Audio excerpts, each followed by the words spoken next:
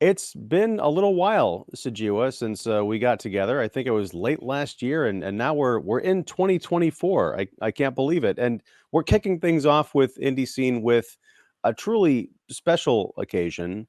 We're talking to Rick Schmidt, and for folks out there who are they follow the show IndieScene. They know that we talked about Rick's amazing film CHETZEMOKA'S CURSE a few years ago, and I was blown away by it. And now we're going to talk about, among other things, a film that he did back in 1983 called Emerald Cities. And in addition to that, he's got another project in the works. Sujewa, you've got a whole bunch of like news and things to talk about. So there's a lot of things going on the indie scene. But I want to start off with, since this is a brand new year, a brand new show, Sujewa and Rick, welcome. And how are you doing? Hello. Pretty good. Thank you. All right. Is it really Um, another year? What happened to the last one? Man, When I by blasted through. Seriously, and we're almost in March. I can't believe it. Time is just it's speeding up. It's crazy. But we're actually going to go. We're going to travel back in time to Emerald Cities. We'll get into that. But how do we want to play this? Because as I mentioned, there's a lot to tackle. One thing I can tell you is how I found a location for Emerald Cities. sure. The little kind of restaurant outpost. In other words, I had about 3 days to shoot in Death Valley. And I told a friend of mine who was going to also loan me the camera and shoot with me. And he's the guy you see in the wide shot where there's a curtain, there's the actress. I'm holding one end of the curtain. Kelly Bowen, the actor, in another scene is holding the other. At any rate, Bill said, my friend Bill Kimberlin said, I don't think you should camp. I don't think it's wise to camp while you shoot this movie. I think you actually need to pay for motel rooms. So that's kind of the beginning moment of, oh, okay, I guess I've got to, can't quite lowball it that far. We can't be sitting in the dirt and then actually make a movie. So that was the number one consideration. But now let's call it day one. After we were in the motel, we wake up and I'm going, well, I'm going to try and find a location. There's sort of the gas station restaurant that I need for the movie. We eat breakfast in a little cafe, kind of a deserted part of Trona. And now we're driving in two cars, and I'm looking for some kind of gas station, cafe looking thing that I can try to convince people out of the blue to let me shoot and take over their lives. I'm driving for about 45 minutes. And what I notice is there's absolutely no buildings. It's not that I see any like, oh, that might be good or that good, or we're going through a little strip of a town. After 45 minutes, it dawns on me that I'm simply driving in a desert and there's not one structure. There's nothing. So I kind of, so there's an hour and a half or an hour of only the 3 days I've got. I turn the cars around. I pull over. I said, guys, let's go back the other direction, try again. In fact, I'm getting tired. Let's have lunch. We go back to the original cafe. And I mentioned to the waitress, do you know any place that sort of is like a gas station and sort of a eatery kind of thing? And she goes, well, there's Charlie's Place in Ridgecraft. Ridgecrest, that's the name. Maybe that. So returning to the same restaurant, a tip from the waitress. And that was the location we ended up with. I mean, it was just, there was no way to pre-plan a location in this deserty area. Yeah, before the computers and internet. Yeah, there was no images. There was no, I mean, I looked in the yellow pages, but once again, and even the place I found, there were no gas pumps. In my mind, I imagined that there were gas pumps around the corner where you couldn't see. So that when Ted Falcone of Flipper drives in to the rear, I just have Ed Nylund saying, well, we only only pump ethyl, not regular gas. That's Yeah, right. I was wondering when I was watching the movie where the gas pumps were. Well, this is sort of a sleight of hand that is we somehow pulled off, I would say. I mean, Yeah, that's You, how it feels anyway. yeah, watching that scene, it didn't occur to me that I didn't even notice that there were not gas pumps. I guess I just figured like they were, as you kind of mentioned, around a corner somewhere. I was more focused on what was going on with the characters and the situation of Z trying to get away from Ed. But before we get into that, we should set up what Emerald Cities sure. is about. And Suju, I think we're gonna play around with the format here and talk about what's coming up like project wise towards the end, because we're already out in the desert here. That's right. Yeah, Um, that's fine. Right, We right. can review all the screenings and the Indiegogo later towards the end. yeah. But okay, so the movie is about a guy named Ed who, in the words of his daughter Z, is sober 2 days a year. It's her job to make sure that he's sober for 2 days a year so he can play a department store Santa, or basically the Santa in this town of Trona in California. And one day she gets fed up with his nonsense because they live in this small little place. He's got a television. It's a little green the green screen. It's a colored TV, but that color happens to be green. And she wants, she says even a black and white television, a new black and white TV would be better than this, crappy green thing. And he says, well, these are the Emerald Cities, the windows onto the world. And so he doesn't want to get rid of it. He does, however, buy a calculator that plays music and is very obnoxious for the same amount of money with which he could have bought a television. She gets fed up, leaves dad stranded when this musician kind of rolls up onto the gas station. And the movie sort of becomes Ed's quest to hitchhike to San Francisco and get reconnected with his daughter. In the midst of all of that, we've got inserts of man on the street interviews of a guy asking people how they feel about Santa Claus. And then it's gradually revealed throughout the film. I don't want to spoil it, but something tragic happens involving Santa Claus. How that factors into the story we're initially telling, I'm not going to say, but we also get punk rock music video inserts. We get news footage from the Reagan administration, all this wild test footage of nuclear bombs going off. It's a wild movie and the kind of film that I'm thirsting for in the mainstream. I don't know. It's been 41 years since the movie came out, right? And I don't know why no one has adopted this sort of template to incorporate reality and fantasy into something that's not quite a docudrama. It's its own beast. So I'm excited to talk to you about it. Two questions. In opening this story with you driving to find that location and end up doubling back and kind of coming to it by circumstance. You have 3 days. You've spent half of one of them at least trying to find the location. And also, you didn't know that you're going to have to pay for a motel instead of just like camping out. What does this do to your time, and how do you make that up in a budget? Well, if you were shooting real time, you could do an hour-long movie in an hour. I mean, it's just the only way I can piece it together is I made another movie called The Higdon Man. That was shot during a film festival in Arkansas. And I had two actors with me that were in another movie I was showing there at the film festival. Each day clicked by and I said, well, I guess I can't really make a movie. It came down to 2 days left. And I said, it was 10:30 at night. I said, guys, let's just start shooting now. I shot sort of a basic scene. And then the next day we shot that whole day. The next day we shot just the morning and got on the plane. And I did the whole movie in a day and a quarter. Now, with Emerald Cities, there were many little facets of it. It was sort of, in my mind, the basis would be that Z, the actress, is wearing like black velvet and, she's making a speech with an Academy Award.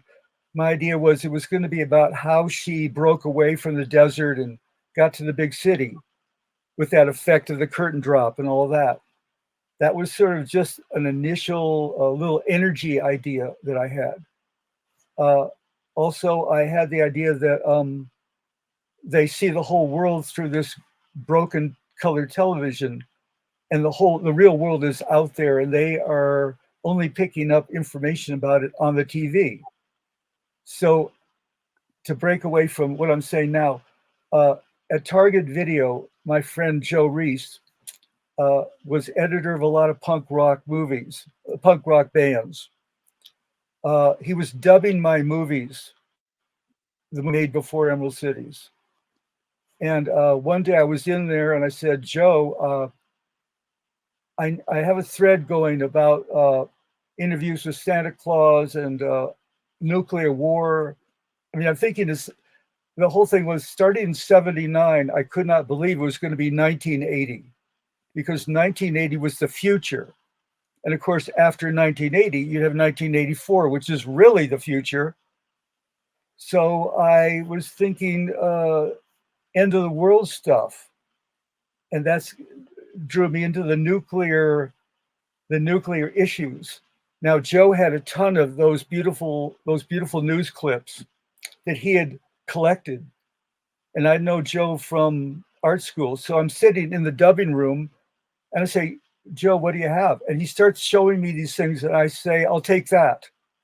I'll take that. Oh, that's great. Take that. Put that on the roll too. And all that stuff was accumulated within, I'd say, 45 minutes.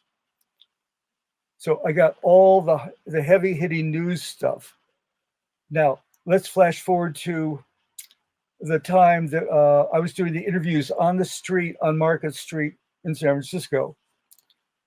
They just emptied out mental institutions. It was sort of a famous thing that they just opened the doors to the institutions. The people who were crowded on the street had just gotten out of mental facilities. Also, there was a handgun ban at the time, a handgun ban in San Francisco. We used actually the wooden handgun from Chan is Missing, my roommate, who I helped edit that movie for. And I don't know, I ended up with a gun. So that was the handgun we used to kill Santa. It's sort of a process, and it's sort of, the wall was 1984, heading for that with the movie making process. And that basically brought all the energy to focus in on that. And since Ed was beginning to play Santa Claus in the desert, those interviews of, have you heard that Santa's been shot, just sort of came out of the dread of 1984. We're living in the future. Mm-hmm. There's no past or present anymore. And even the young woman who says, I believe that by 1984, things will be similar to George Orwell's book. Where did she come from? I did not tell her to say that. We're just doing an interview of her, and she probably signed a release that said, yes, this movie's about 1984. And then she made her statement. You know, either Willie Boy Walker, who was interviewing her, or I said, well, that's what the movie's about, because people tend to ask that question. And that just came right out of her. Both punk rocker, you know, probably. Right. Both this movie, two observations / questions. Both this movie and most of your other movies are like a fictional movie plus the making of the movie all combined into one, right? With the interviews, with the direct interviews that you do, it takes people out of the regular narrative. So that creates a unique kind of, a third kind of film. And Emerald Cities had a good reaction at the festivals, and then it was and a famous Danish filmmaker helped you bring it back. So do you want to talk about some of that? Well, yeah, the miracle of the resurrection of Emerald Cities was that the guy who did the restorations for Nicholas Winding Refn, who did the movie Crash and a few other things with Ryan Gosling, The restorer was the bass player, the new bass player for the Mutants band. And the Mutants and Flipper are the two bands that are represented in the movie. Now, I went to art school with the musicians of both the bands. This is back That's why they, right? This is kind of the flow that an improver like me gets into. I have two groups of people, two great bands. I found out from Freddie, the lead singer of the Mutants, that he had seen A Man, a Woman, and a Killer, my movie, that co-directed with Wayne Wang, my roommate at the time. He'd seen that at the Pacific Film Archive. And he said, well, shit, Rick made a real movie. I guess I can start a real band. Nice. So it was connected in to a friendship and that particular moment in time. As far as Flipper goes, I've been a friend of Ted Falcone for 40 years. And he was a fan of probably the first movie and Showboat. And he, there's so many odd things that go on in this improv process. One of them is I couldn't understand how Ted found in Ridgecrest, pardon me, I keep saying the wrong word. I don't know how Ted found the chute in the middle of the desert, 30 miles outside of Trona. It must have been that he went to breakfast in the cafe and said, do you guys know anywhere that they might be making a movie? and the same waitress would go, well, yeah, I talked to the guy and I told him, go to Charlie's place. There's just no other possibility. But Ted just drove down to the desert. Yeah, I'll just say one other thing. When you see his red car roll into the parking lot and understand the timing of what Ed and Z, the actress, were talking about, we just rolled the camera when he rolled in. He didn't roll in and we tell him back up and roll in again. Nice. He just arrived and rolled in exactly in the storyline moment that we were shooting. And it was just like, move over there, get the shot. Now, those are things that almost are impossible to understand when you compare this against the regular process of making movies. Also, I might add that the house that when we drove up to Charlie's, my friend Bill once again said, you don't know if this guy's going to even let you shoot there. You need to offer him at least $50. Big money. And here's the more odd part. So Charlie took the $50. He was real happy about that. In advance, I didn't even know he had a television, much less a battery operated one that we could move out onto the table. So lots of improvisation. Improvisation and sort of just jumping in. I mean, I sort of tell this in my book, the feature filmmaking used car prices book. Once you take the risk of making a movie of this sort, at least outside of the normal process, these miracles sort of start to rain down on you. And in my case, after like over 25 features, there have been so many of these kind of odd miracles that a friend of mine said, Rick, you just depend so heavily on miracles. Do you know that, or are you aware of it? And I'm saying, yeah, to the point where if suddenly I'm making a movie like Bread Machine, if the miracles just halted, I'd say, okay, I understand. I have somehow drained the miracle, whatever, urn, or, not urn, but miracle rain. I could face that. But I think that even the fact that I'm now buying bread machines, and I'm up to 12 bread machines. I'm feeling like I'm kind of on top of the movie now a little bit more, because I'm ready to install or flood this one couple's life with 12 bread machines, and I haven't even met the husband yet, who's playing the lead role with his wife, who's my granddaughter through my adopted children. You I have haven't any even. questions about the Emerald Cities part before we move on to bread machines? Yeah, of course. Hold on. Well, yeah. I mean, we'll No. we'll talk about bread machine in a bit because I got to know about these 12 bread machines. But I just want to ask because it's amazing to me. You're talking about miracles and filmmaking and things kind of coming together as they're supposed to. Because even though Emerald Cities is sort of a controlled chaos experience to watch, because I'm watching the story about this guy traveling to San Francisco to meet up with his daughter, and all of a sudden I'm faced with a weird press conference of this guy who's running for, some political office, talking about how we're going to cancel the space program on his watch. Let them come to us. We're going to, his first official act is going to be to banish the year 1984 because we just don't want to deal with it. We're going to start everything over in 1985.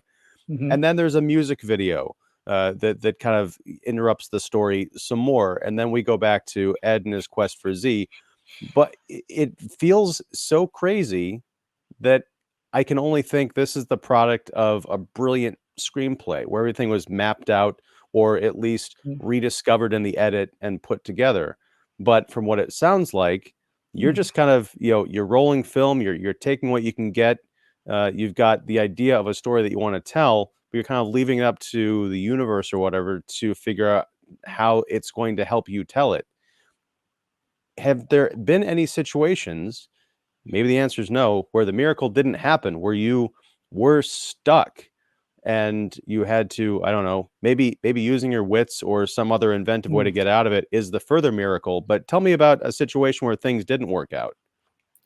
Let's see. To lead into that idea, I'll just say that the guy, Lowell Darling, who's the politician, he's a conceptual artist who is a dear friend of mine. In fact, he lived in my attic after he lost an apartment or whatever happened with my wife, Julie, and me. He lived in our attic. I said, well, the attic's free. Why don't you move in there? So he's a dear friend. I know him very well. I know his art. He had that concept of 1984, canceling that year out already. He also had part of his riff was no more space program. Let them come to us.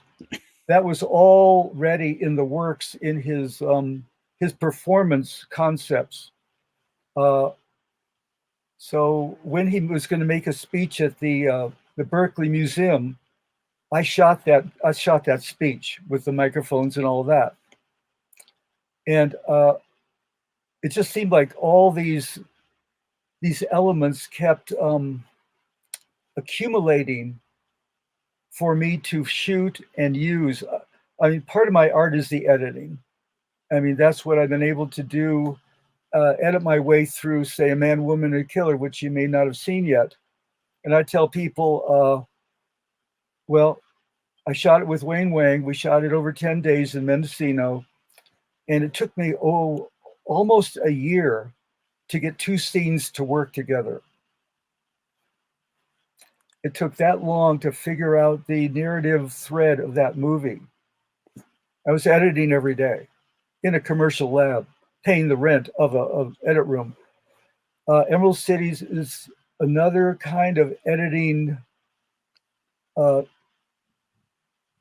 magic zone that I operate in, where I said, Lowell, I need you to be on stage during some of these musicians. And he goes, great, I have a girlfriend, I'll bring her in. And then I said, I need Willie too, because he's doing these interviews out in the street. So you see them all on the stage. Arnie Passman is a Santa Claus who makes the speech about being Jewish, Santa Claus. I don't know where he came from. He just suddenly showed up, and great, just say whatever you're going to say, Arnie. He was a performance artist and kind of a Berkeley, sort of a legendary guy, an artist. So people would appear in the middle of my scenes who I didn't invite. I didn't even know them. I'm still talking about the success of the miracles, and even let's not talk about them in miracles anymore. Let's talk about them more as a flow in an artistic environment. Because once again, moving it back to the interviews on the street, I knew that Ed would arrive in San Francisco and somehow connect with his daughter through the postcard that I had that showed the pyramid building, the downtown, and so on.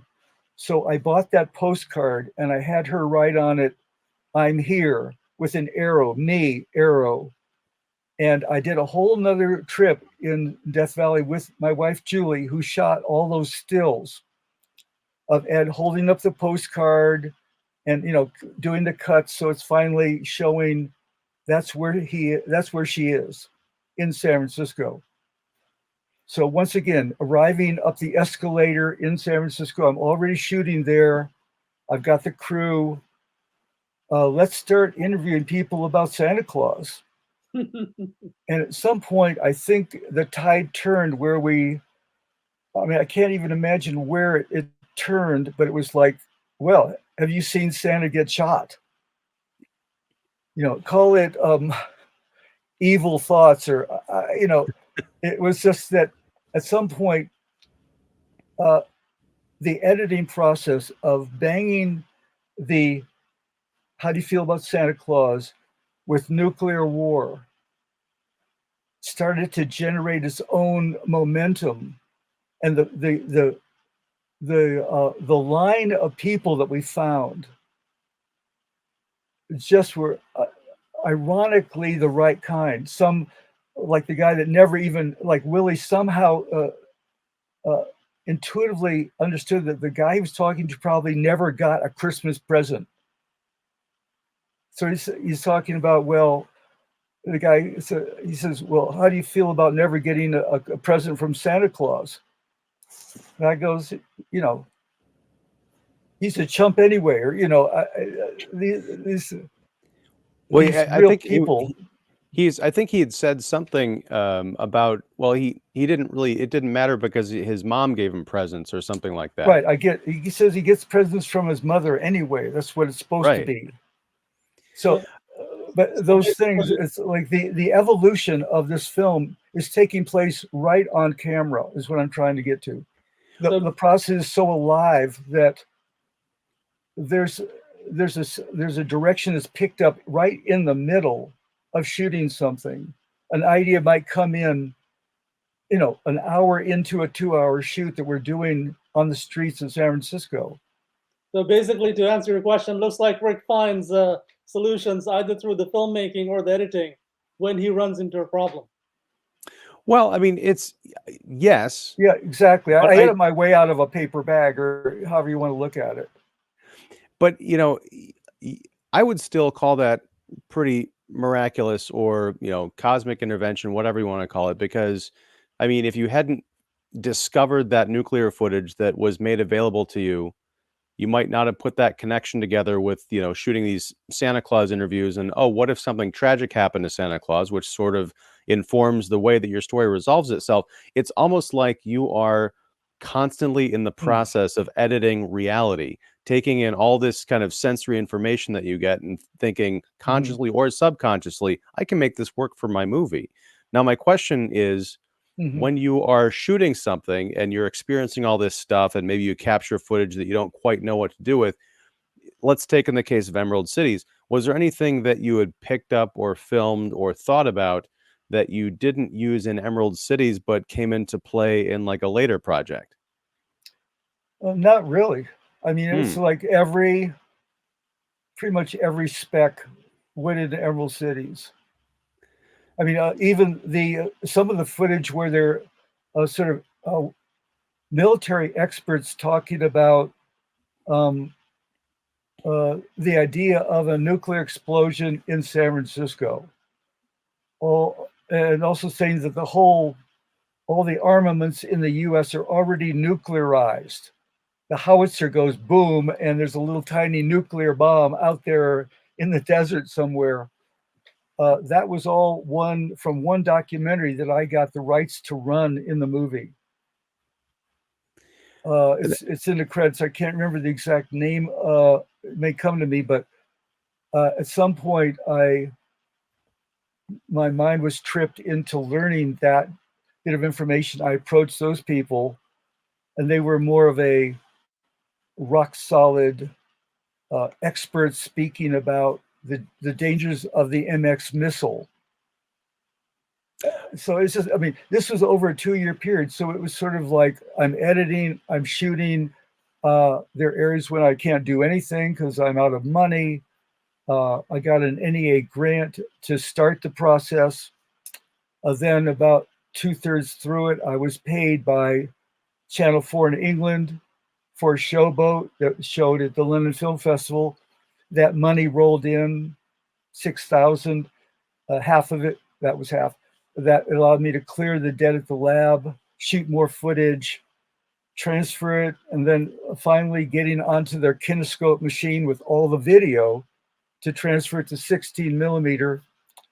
And in that case, I was at $50 a minute, very careful in what I was going to include. And at the same time, figuring out that I could do the credits by pasting on an animation pegs right on the top of the video screen. Right. I mean, I did plan for that, and I had all the credits as codoliths that I could then put them into the pegs, pull them off, put another one on, and did 20 credits without screwing up at $50 a minute kind of thing. And Nice. And then, seeing that I could have the bands hiding behind the words or partially seen and then flip it out. Also making the commitment to turn some of the news footage into green emerald. Mm-hmm. Not the, that was irrevocably decision-making. I had to live with that if I was wrong. So, it's just, these are all fun but scary tasks, especially when the money's flowing that hard.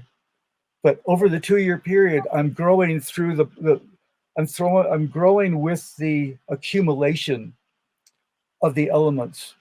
And I'm always editing in my head the whole time I'm making a movie.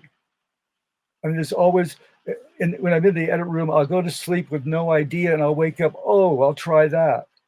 I'm sure Sujewa and everyone who's ever done a movie outside of the harshly scripted Hollywood process has got a little editor in their head like John Malkovich's, whatever. And that I'm thinking of somebody like actually doing a little rewinds, which is sort of a 16 millimeter image, but there's some part of the brain that is not giving up, and it's making the connections. Yeah, similar to writing scripts. What was the reaction like when you first showed the movie, and were you surprised? Yeah, I mean, I guess because the first person who sort of flipped out was my friend John Jost, a filmmaker of many feature films. He said, we didn't say holy shit, but he said the equivalent of that and going, I can't believe it. This thing is actually doing so many more things than I thought it could ever do. And I might add that John also said, Rick, if you're going to kill Santa, or, have a shot of him being shot on the street, he says, I'll shoot it for you because, well, I'm a better shooter anyway. I don't know if you saw that. He probably did. He said, well, let me help you. And I said, well, I got a camera. He said, well, I've got a better camera. So he did shoot where the gun comes into Ed. That's his camera. And you see me, there's a pullback, and there's my Bolex that I borrowed from California College of Arts and Crafts at the time. Within the framework of this little comments, I did not have an actor who was going to be handling the wooden gun and putting it against Ed as to kill him. so I was looking around. Oh, there's a secretary. I'll try her.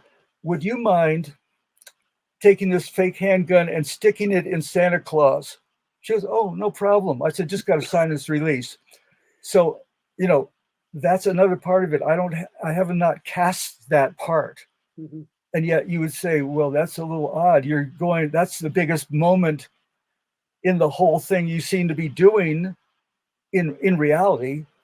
That seems a little loose. I go, well, I mean, I can only handle so much. So once again, there were 40 people around. I would have asked 40 of them. That was probably the only person I asked. What was the festival and the film world reaction to the movie? Well, let's see. It did get into Rotterdam. Very good festival. I sent a VHS or something, and I'd already shown in Rotterdam with A Man, Woman, and Killer and Showboat. And I got this telegram from now Hubert Balls, the director, right? Mm-hmm. Hubert Balls. He said, "We love your movie." That was the telegram. We want you, nice. We want you to come. And they're paying for it. I'm going. And actually, a friend in New York said, I happened to carry my passport for hopeful possibilities like this. And I had it on me in New York. Nice. He said, Rick, I've got some exciting news for you. You're going to Rotterdam. He wouldn't even tell me on the phone. Anyway, so I flew right out from New York to there. That was a last minute thing. I was already there. In Rotterdam,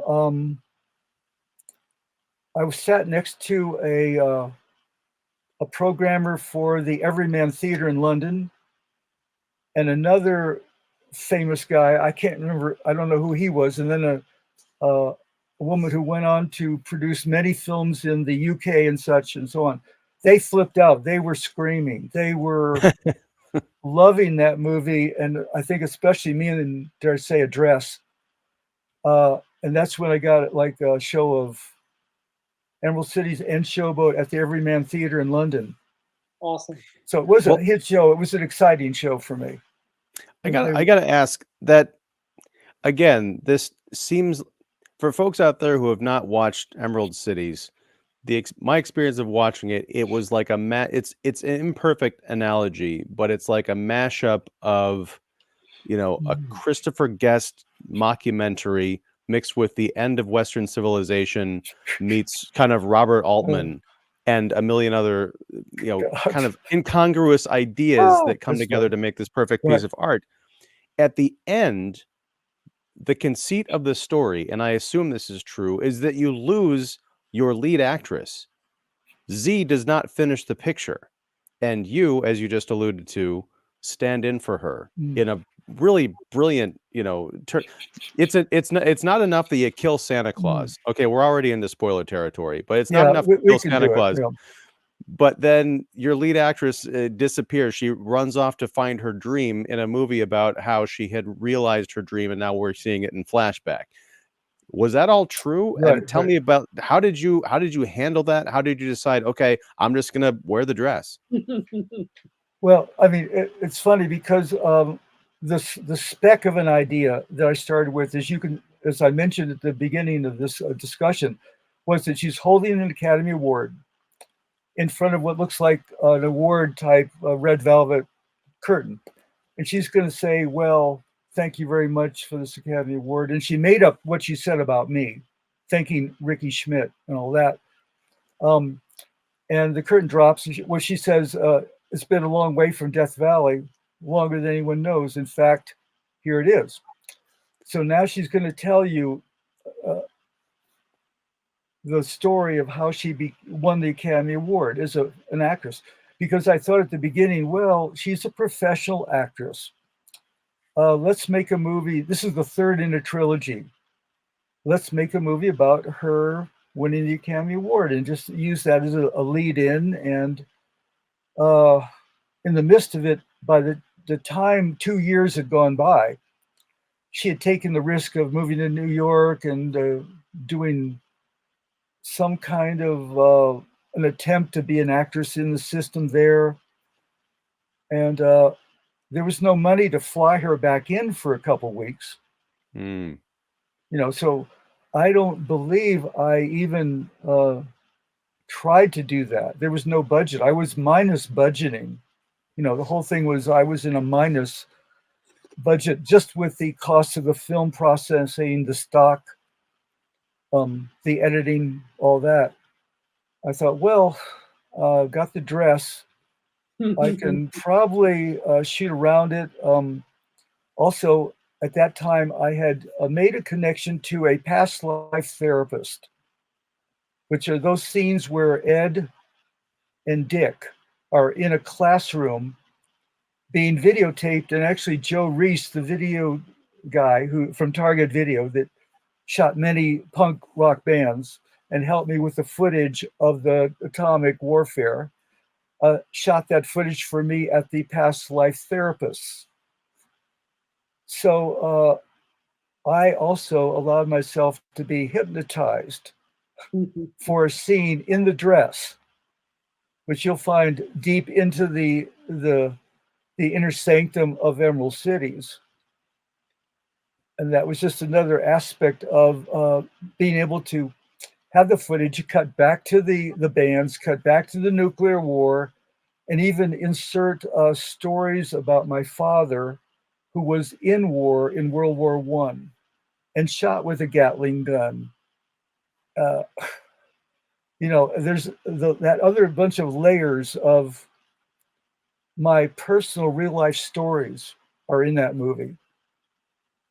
A movie about the making of that movie would be very interesting. There are more specs, like a Pulp Fiction, Tarantino type movie about the making of Emerald City. Well, I do have layers of problems. Right now, I do have a book on the making of Emerald Cities called New Dark Ages, which is the title of the song that's played by the Mutants and so on, which I call how a improv movie Emerald Cities, how a punk movie Emerald Cities found its improv.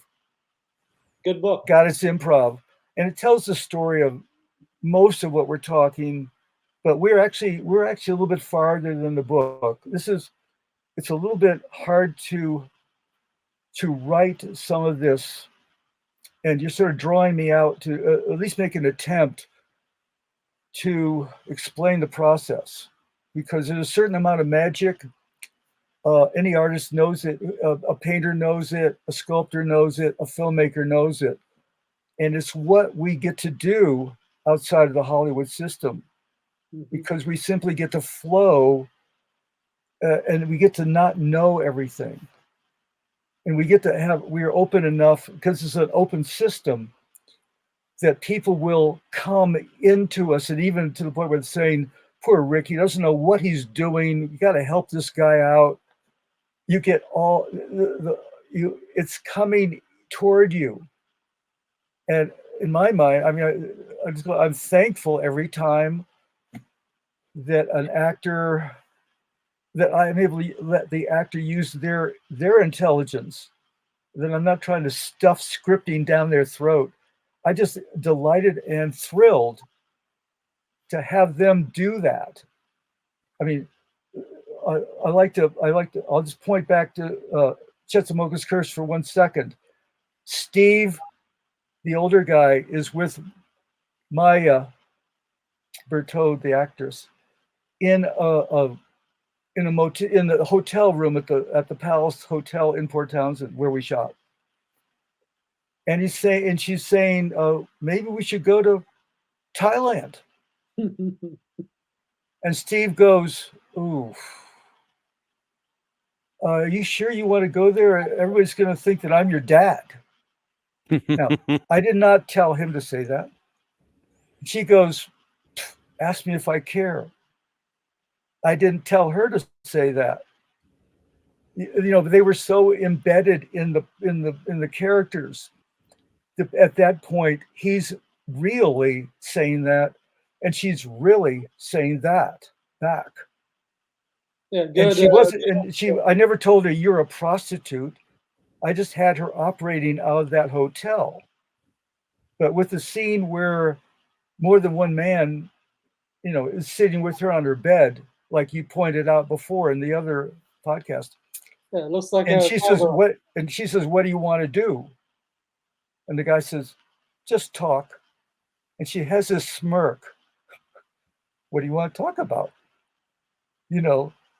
It's just coming naturally from their intelligence, and they're having fun with some aspect of it. So CHETZEMOKA'S Curse, I'm going to be showing in Brooklyn late March. I'll send you the link in. It'll be information will be at Indie Discovery LA website, and we're doing a crowdfunding project for Rick's next movie, Bread Machine. I'll send you the link for that. And Rick has books about a lot of these films as rewards that you can get, that donors can get from the Indiegogo for the Bread Machine. And I think that's about it. So I'm going to be showing 4 movies: Cosmic Disco Detective Renee, CHETZEMOKA'S Curse, and Memoria by Apichatpong Weerasethakul, who did Uncle Bunmi, who can recall his past lives, plus a really weird movie called Man Baby. All that info will be at the website for Indie Discovery LA. 2 movies at the end of March, most likely Renee and CHETZEMOKA'S Curse at the end of March, and then 2 movies, Memoria and Man Baby at the end of April. Man Baby is April 20th. So I'll have all those dates at that website. I'll send you the links. Oh yeah, and we'll have the links to all of that in the description below, so folks can definitely check that out. So Rick, tell me about, and Sujewa, because you're involved in the campaign too. Tell us about Bread Machines. Well, let's call this a moment the beginning part of the flow process. In other words, I had an initial image of somebody, a couple probably, becoming so desperate that they would try to open up a bakery in their house by filling their house up with bread machines that ideally they could buy on time with a credit card. And there were some funny things about it. I imagined them blowing fuses in their apartment building. I imagined the funny little way in which the extension cords would be leading out of their apartment, down the hall, into other apartments because they were going to blow all their fuses. And I thought that's pretty funny. And that extension cord would be going out their window and dripping down the side of the building and plug into something else, a lawnmower, who knows. So I originally made a Photoshop shot of all the bread machines I could kind of cut and paste into a Victorian apartment. And that was just sort of sitting on Facebook for about 2 years, I guess. Sujewa sort of helped me, get a new Facebook page, and it was just sitting there, and it was just sort of teasing me personally, I guess you'd call it, saying, are you really going to make me a movie, or this is just a funny image? And then my son Morgan Schmidt, who is shooting a documentary on me with my daughter Heather, and they've already produced a teaser that's about 14 or 15 minutes long, said, well, Rick, you're going to be turning 80 within a month or whatever, which I'm turning 80 in March. They say, they say, we want you to shoot that bread machine thing. We want you to make that movie. We're paying for it. And we'll also be shooting the movie for the documentary, which they already have shot like 20 hours of interviews with me, many of my friends. I want to make sure Sujewa's interviewed as well. So that was like a freebie. I'm going, you really? Okay, I'll take it on. Give me a movie. And we're doing the Indiegogo to help lower the costs for everyone. Yeah, to absorb the cost, because my daughter's not a pro producer financially. And so thanks to Sujewa, we're trying to soften the blow a little bit. but I might add she's already paid for the rental of my house that I'm living in during the 10-day Bay Area shoot. She's already footed the bill for 12 bread machines. That's a lot. And she's going to have to. I've fallen into the process of going, yeah, we need some donations. Yeah. That's what we're working on. Because we are going to be we're going to be buying a lot of flour. Yeah. And the couple that's now in line to be the couple that is facing a mortgage problem, or at least losing their apartment, and finding a bread machine in a dumpster, and the wife brings it home, and the little kids, which they have 2 of in real life, are going, "What's that, mommy?" And so, and then the husband's going, "We don't have money to buy a bread machine." And she goes, "Oh, I found it for free."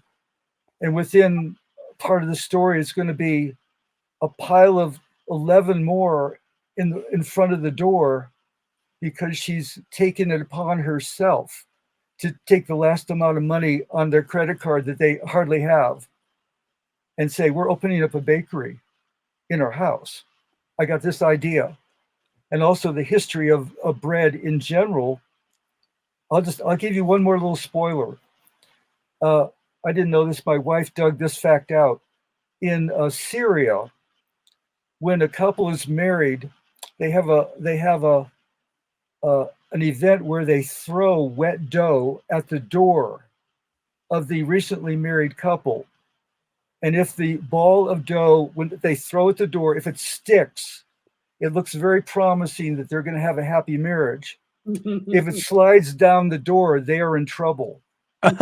So that's just one very odd thing that we're going to be doing. We're going to be throwing, somebody's going to throw dough at that door. And also, by the way, the couple, to protect the vibe, they actually work to clean the door to make sure it's clean enough for the dough to stick. That's how they temper the whole process. So there's so many facts about that, and how ancient bread is, and how many different civilizations that would live or die on bread. The production of bread, the flow of wheat. There's so much history that's what we're delving into right now. I gotta ask, I want to bring this point back around to Emerald Cities, because watching this movie, which is 41 years old, I can't believe you're 80. Yeah, I mean, because wow. That's funny. But I can't either, Ian. But of course, that's 2 of us.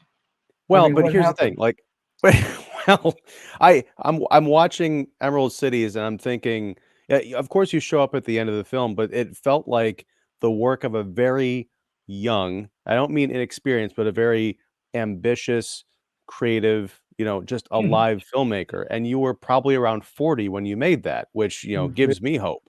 But watching Emerald Cities now, you've got the people who are obsessed with television, to the point where they don't really want to go out and experience anything. They want to see the world through television. We're going through that now with TikTok, with YouTube. You've got the threat of, global catastrophe, nuclear war, which we're on the precipice of, again today, and a lot, uncertain political climates. Everything is circling back around. So even though the movie is 40, it's 4 decades old now, it feels, minus the fashion possibly, like it could have been made today in some fashion. Now, when you're preparing to make Bread Machine, and you said that you're at the start of the flow process, in addition to the history of bread and things that you're talking about incorporating into your story, are you also, 41 years ago, or 42, you're taking news footage, nuclear test footage, that kind of stuff, and incorporating it in a contemporary sense to your artwork. Are you scouring the internet? Are we going to see like TikTok clips and, CNN footage or whatever kind of incorporated into, this version of the story? Maybe not CNN, but, local coverage or something that you can use without getting sued into oblivion. That hasn't come up yet. It's what I'm finding I'm focused on right now is the fact that this couple has 2 adorable children. And this is a mixed marriage. They just had a little girl. DJ is their son, who's actually my great grandson from an adopted. I adopted my daughters of my first marriage when I was 20, and they actually, when you adopt legally, they backdate your age on a certificate. So they said I was 16 when one of the daughters was born. So that's how come I have a great grandson, and he's in the movie. And I keep thinking the most adorable part is when there's some kind of a meltdown, and I'll just put it this way: there's a flower fight. In other words, throwing flour two directions to a point where they almost look like ghosts.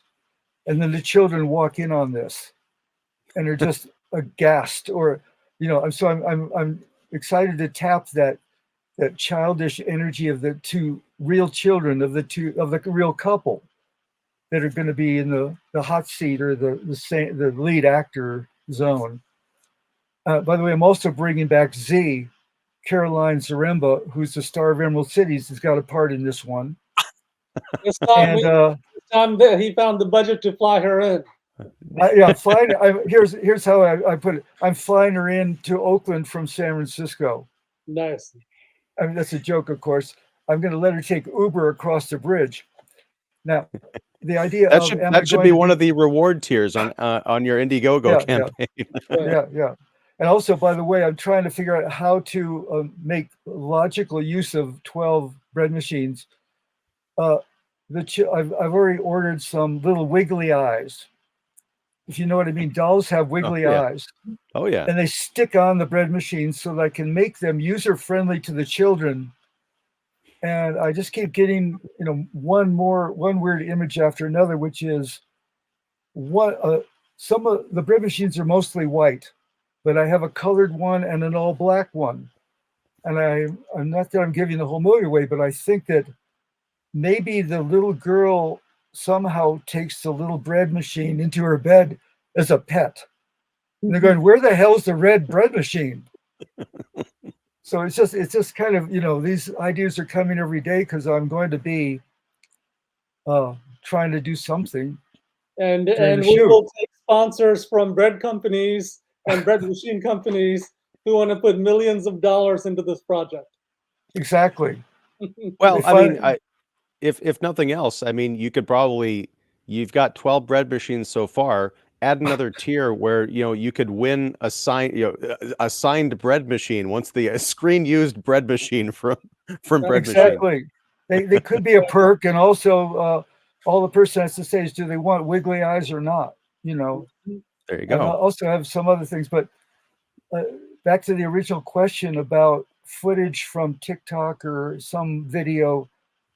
I don't think there's going to be any dog that's eating peanut butter in this movie and choking on it, or I just I should never say never, but we'll see what happens. Yeah, exactly. And who knows? Maybe interviews like these will be on there. Say that again. Maybe video interviews like these will be on there. Very possibly. And so some of it is, beautifully out of my control, obviously. In the edit, when you're editing, you'll figure it out. Exactly. And well, then, and a couple years worth or whatever it takes. But that's right. Again, I'm going to have these people right here shooting me.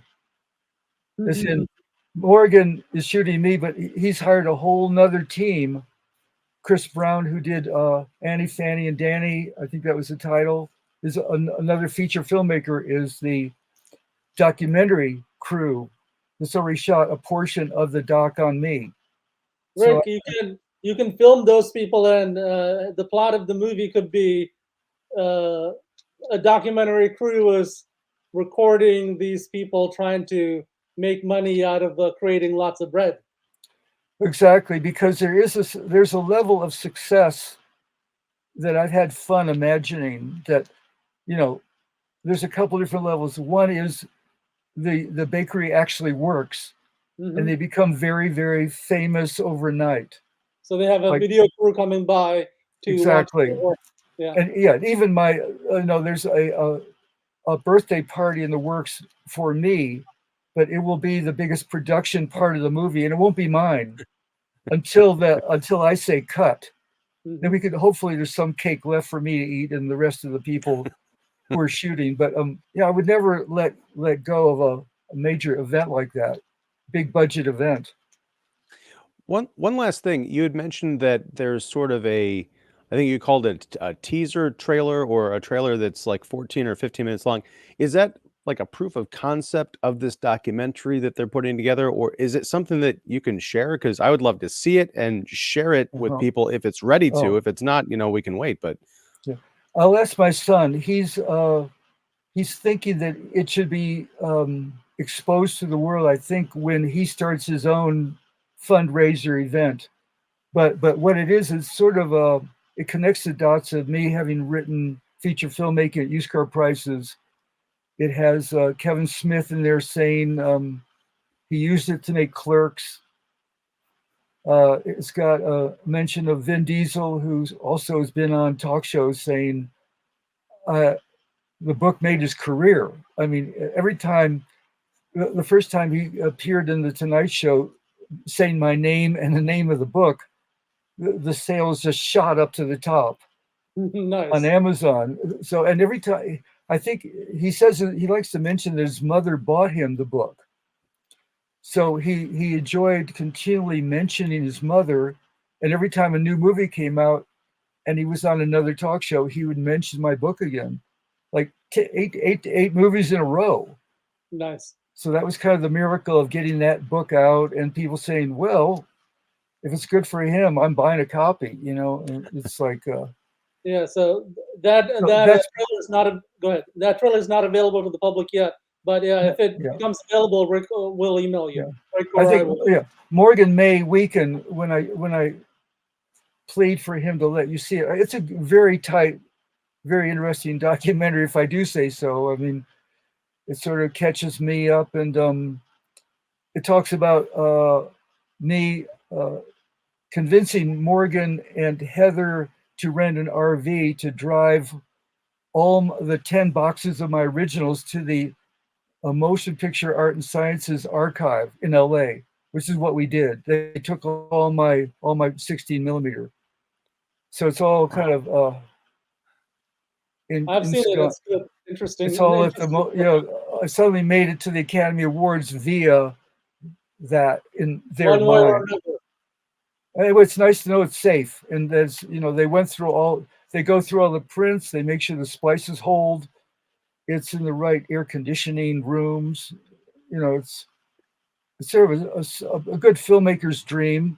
That's right. To have that stuff archived and available, maybe for somebody to make a print or whatever, and it's not just going to be mildewing in my storage anymore.